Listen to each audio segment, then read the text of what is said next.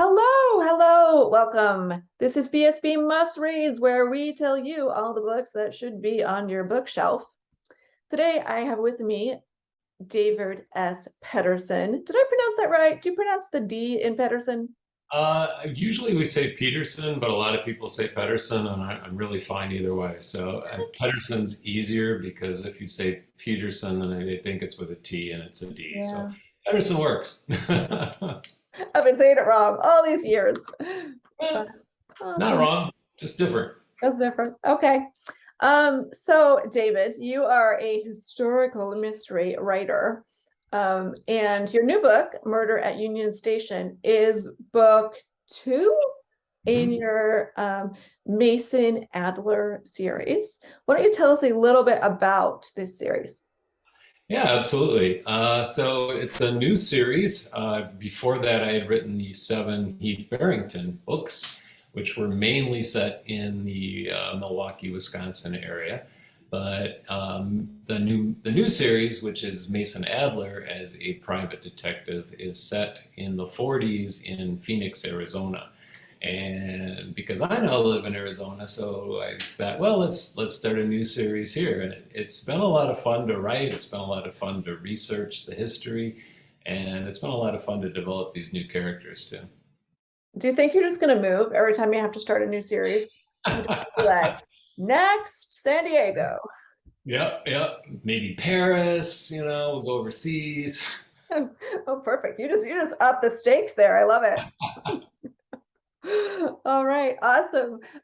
For readers who may not know about you, may not have read your books before, why don't you tell us a little bit about you and about Murder at Union Station? And I would love to hear you read. Yeah, I moved to Phoenix, Arizona a couple of years ago, and I've been writing for like my whole life, and having a lot of fun with it. And I took when we first moved here, which was in the height of the pandemic in 2020, there wasn't a lot going on. So my husband and I took a walking tour of Phoenix, and on that tour, we walked by Union Station, which is still in existence. It's not an operating train station anymore, but it's still there. It hasn't been torn down. It's sitting vacant, but it's still there, and told us about the real life murders of these women back in the 1930s that happened. And that inspired me to think, oh, I could make a story based on, not based on that, but inspired by that. So in my book, Murder at Union Station, it takes place 15 years after these real life murders, and they refer back to the real killings a couple of times, like, oh, could be a copycat killer. So basically, Murder at Union Station, my book, is about the discovery of a young woman's body in a trunk in the baggage room of the Phoenix train station in 1946. And of course, suspects abound as to who killed her and how she ended up in the trunk. And in this scene, Mason has gone to the dead woman's apartment to look for clues.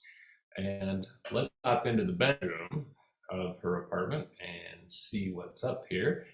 And we'll kind of go from there. There we are. That's the bedroom. Um, so he hears a noise coming from the kitchen, which causes the hairs on the back of his neck to stand on end. Quickly, he switches off the overhead light, cursing the fact that he'd left the light on in the living room. He looks about for a place to hide and decides on the window and the fire escape beyond it.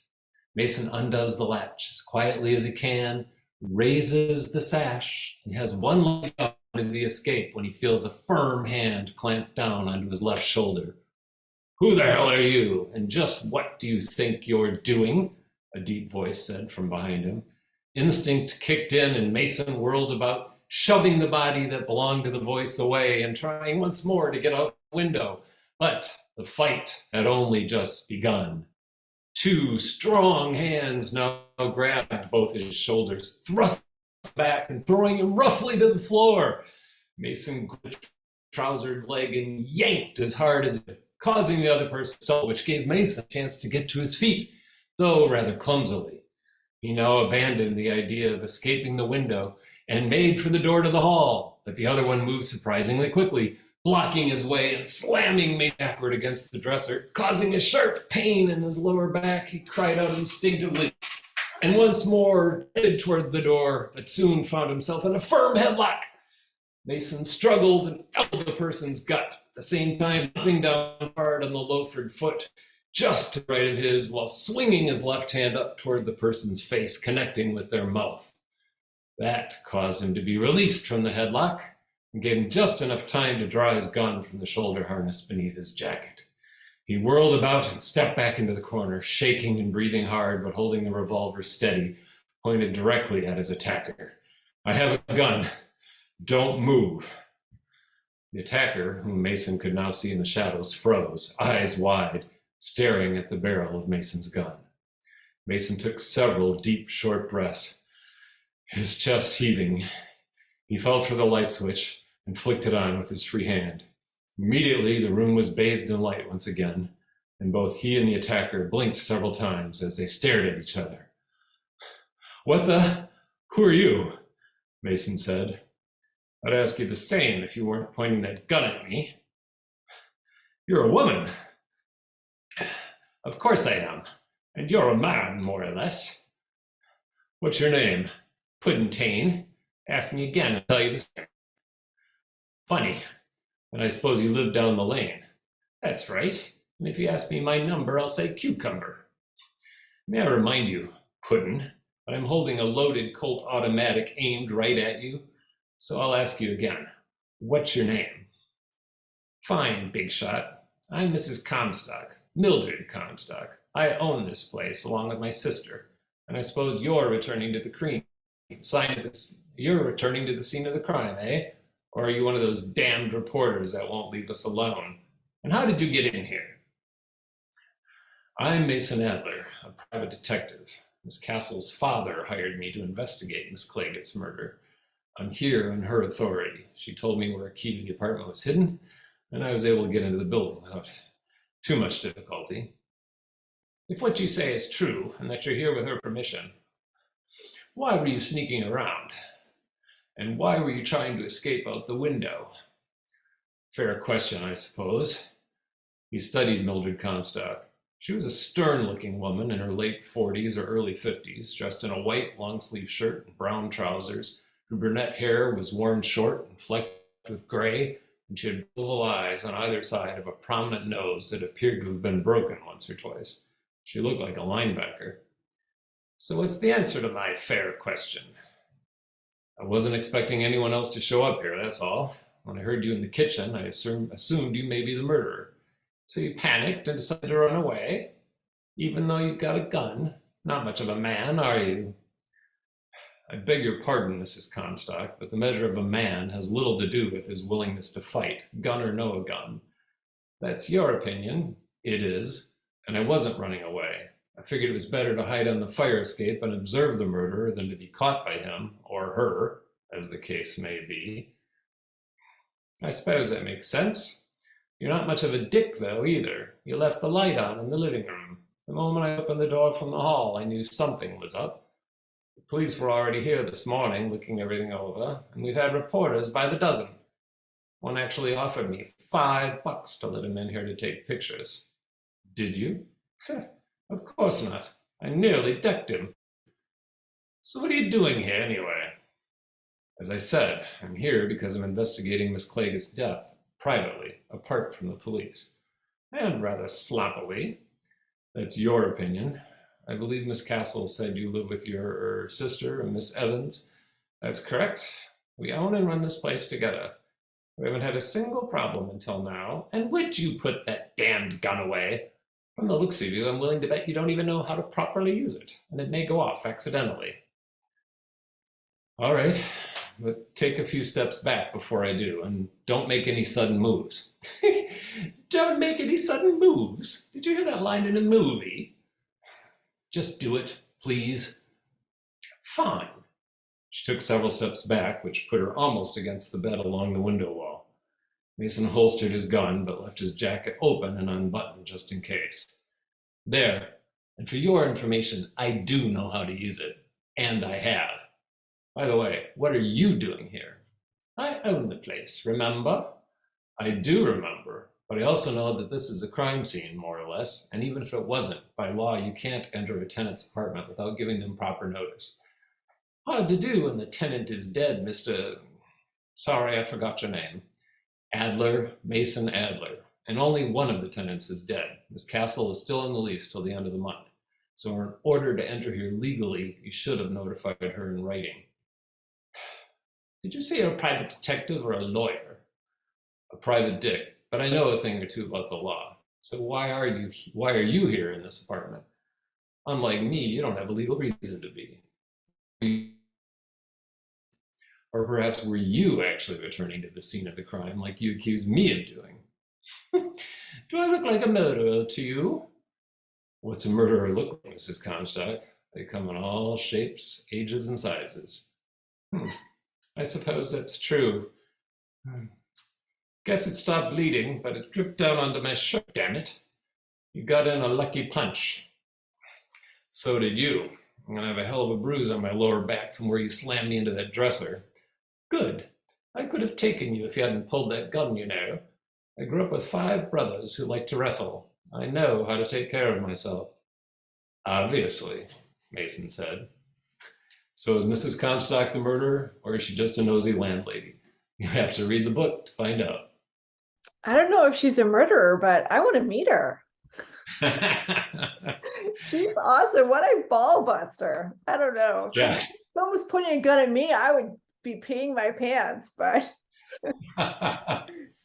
Me too. Yeah. she's great. I love it. Yeah, she takes him down a peg or two. Absolutely. You would know how to use that thing.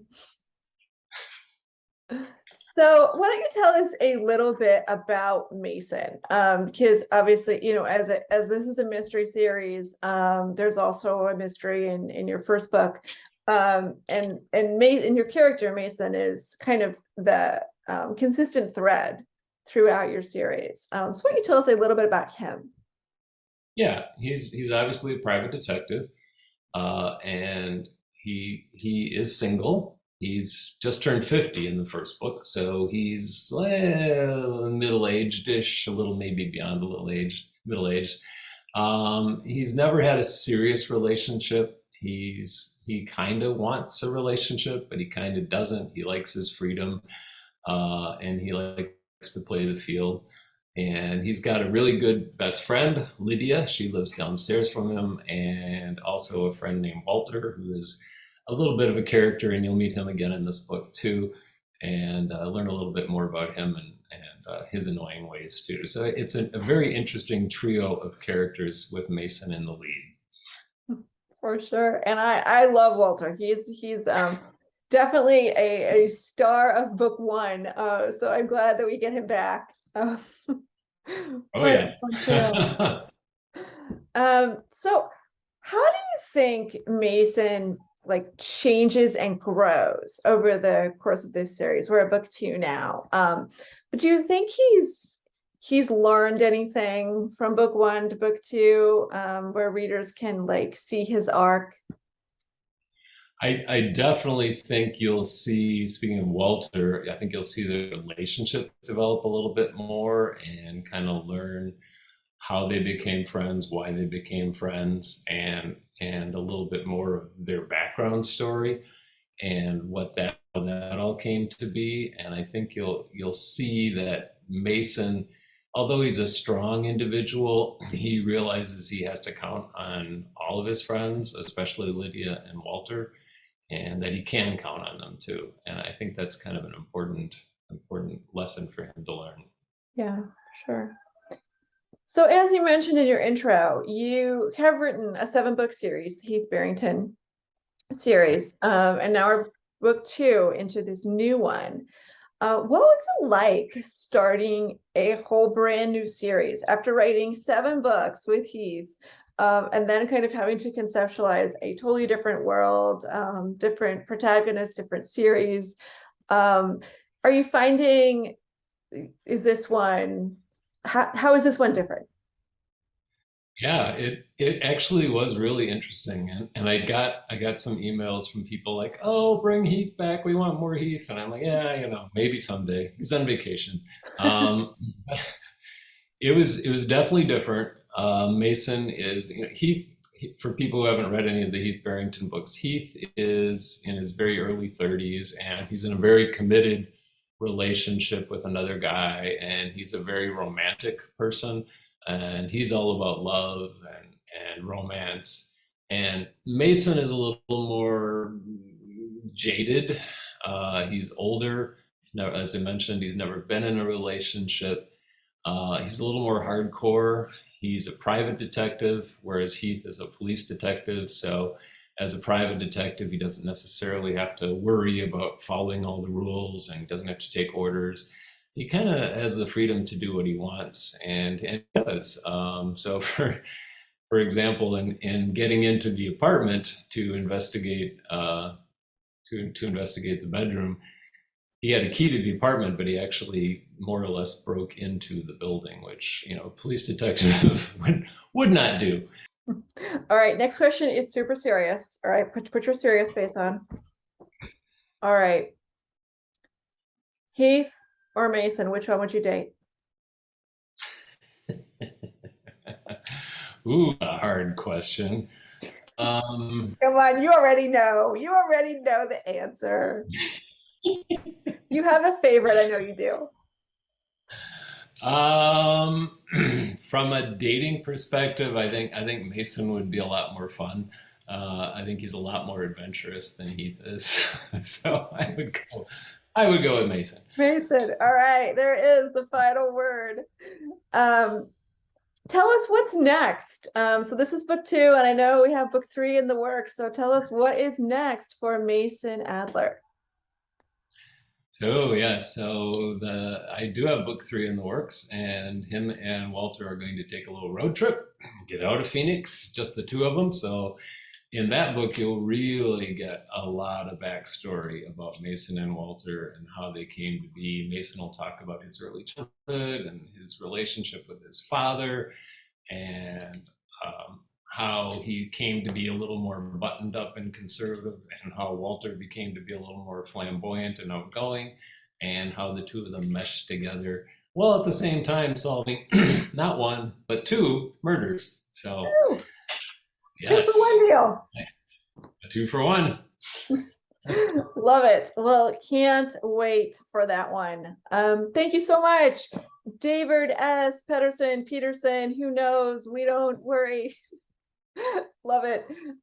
Please do check out Murder at Union Station, available at the Bold Strokes Books website, and available September 13th everywhere books are sold. Thanks so much.